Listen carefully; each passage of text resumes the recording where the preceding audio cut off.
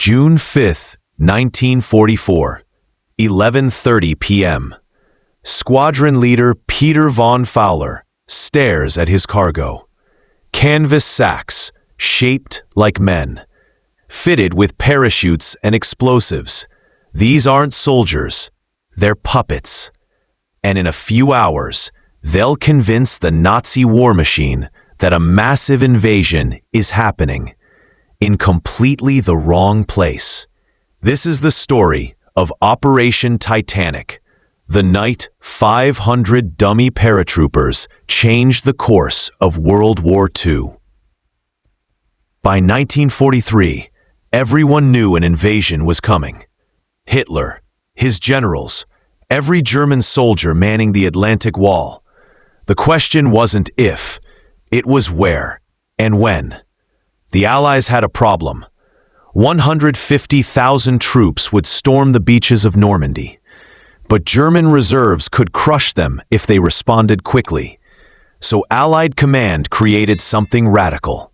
A lie so big, so detailed, so convincing, that Hitler would defend the wrong beaches, while the real invasion happened right under his nose. They called it Operation Bodyguard, and Winston Churchill himself gave it a name that revealed everything. In wartime, truth is so precious that she should always be attended by a bodyguard of lies. Picture this: an entire American army group, nearly 1 million men, dozens of divisions, commanded by General George Patton, the one commander the Germans feared most, all positioned in southeast England, opposite the narrowest part of the English Channel. The target? Pas de Calais, the obvious invasion site. There was just one problem. None of it was real. FUSAG, the first United States Army group, was a ghost. Inflatable Sherman tanks sat in Kent fields. Dummy landing craft floated in Dover Harbor. Radio operators transmitted thousands of fake messages. Double agents fed German intelligence a complete picture of units that existed only on paper, and the Germans believed every word. Meet Juan Pujol Garcia, codename Garbo, a Spanish chicken farmer who convinced Nazi intelligence he ran a network of 27 spies across Britain. He didn't. Every single one was fictional, but his reports were so detailed, so believable, that the Germans paid him over $20,000, millions in today's money, for his intelligence. He told them about FUSAD, about Patton's preparations, about the coming invasion at Pas de Calais. The Nazis hung on his every word. What they didn't know? He was working for the British the entire time, and he wasn't alone. Every German spy in Britain had been turned into a double agent. The entire intelligence picture the Nazis were seeing, completely controlled by Allied deception planners. But words and fake radio signals weren't enough. On the night of the invasion, Allied planners needed something more. Something visceral. Something that would throw German command into absolute chaos. Enter the Ruperts. 3-foot-tall dummy paratroopers made from burlap sacks stuffed with straw and sand. Too small to be realistic up close, but in the darkness, falling under parachutes, indistinguishable from the real thing. Each one was rigged with explosive charges set to detonate after landing, destroying the dummy and igniting the parachute, just like real paratroopers were trained to do. Some carried devices that would play recorded battle sounds for hours. Machine gun fire, mortar explosions, officers shouting commands in English. Others had pintails, strips of firecrackers that would simulate sustained gunfire. But here's the truly insane part. Real soldiers would jump with them. 12 men from the British SAS. Their mission? Parachute into Nazi-occupied France alongside the dummies. Create maximum chaos. Make it look like a full-scale airborne assault. Then survive long enough to escape. Captain Frederick Chick Fowles knew the odds. They'd be isolated, outnumbered, behind enemy lines with no hope of reinforcement.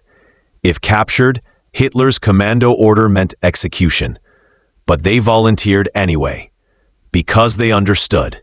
Their sacrifice might save thousands of lives on the beaches. 13 a.m. June 6, 1944.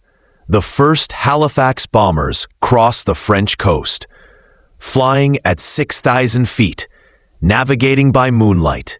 In the unpressurized bomb bays, dozens of Ruperts hang from static lines. The drop begins near Yvetot, near St. Lo, near Caen, 4 separate zones across Normandy and Brittany. From the ground, German observers see parachutes filling the night sky. Fallschirmjäger, paratroopers, alarm bells ring through the German command network. Within minutes, entire battalions are mobilized. Captain Fowles hits the ground running. His team activates their equipment. Loudspeakers blast recorded combat sounds across the countryside. They fire weapons at random intervals, throw grenades to simulate mortar impacts. The effect is devastating. German patrols report massive airborne landings. Company strength, maybe battalion. A handful of men sound like hundreds. The Ruperts perform exactly as designed. As they hit the ground, explosive charges detonate. Parachutes ignite. From a distance, it looks like real paratroopers destroying their chutes and moving to assembly points. The pintail devices create sustained gunfire. German troops take cover and return fire. At shadows, at ghosts, at enemies that don't exist. Near Caen, the 12th SS Panzer Division, Hitler Youth, one of Nazi Germany's most elite units, receives reports of massive parachute drops. Their commander orders immediate reconnaissance. 2 full battalions spend the crucial pre-dawn hours hunting through forests for paratroopers who aren't there. Meanwhile, the real airborne assault, 24,000 actual soldiers, lands relatively unopposed miles away. German commanders are paralyzed. Reports flood in from a 100-mile front. Paratroopers everywhere, behind every hedgerow, in every forest. Where's the main assault? Nobody knows, and that's exactly the point. 6:30 a.m. 5 Allied divisions hit the Normandy beaches, the largest amphibious assault in human history. But German reserves are scattered, chasing phantoms, responding to false threats. At Omaha Beach, where Americans face the bloodiest fighting, German reinforcements that could have stopped them are absent. They're hunting dummy paratroopers 30 miles away. The 21st Panzer Division, the only armored reserve near the beaches, doesn't engage until late afternoon. The 12th SS Panzer Division arrives even later. The window for a devastating German counterattack has closed. By nightfall, 150,000 Allied troops are ashore. The deception worked beyond anyone's wildest expectations. But here's the truly remarkable part. Even after D-Day's success, the Germans still believed Normandy was a diversion. Agent Garbo sent another message on June 9th. Fusag remains ready to invade Pas de Calais.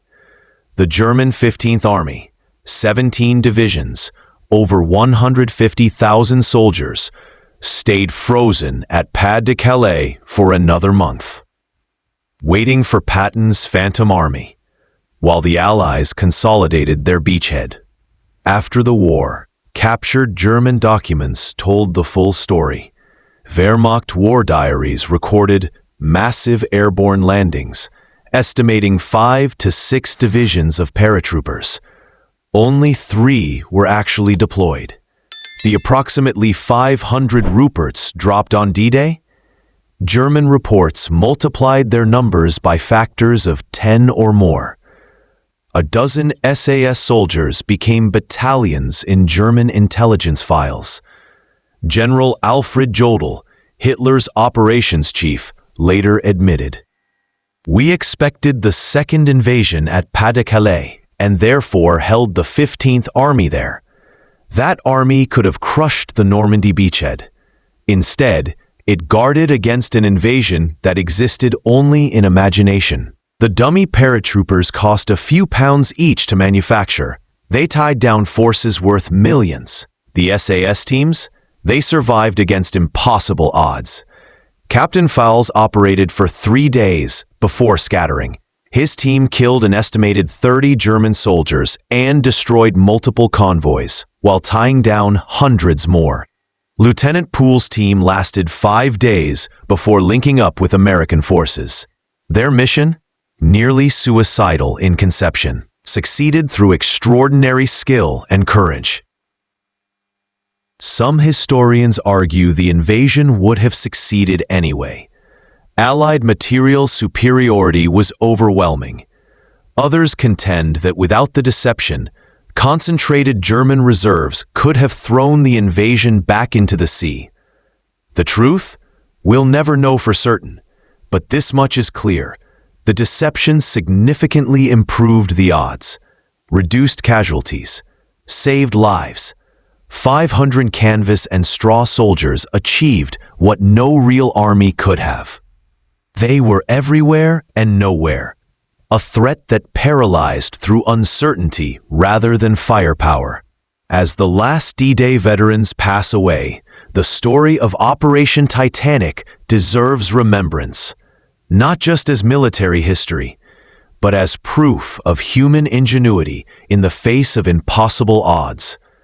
When faced with breaching Hitler's Atlantic Wall, Allied planners chose brains over brawn, deception over destruction.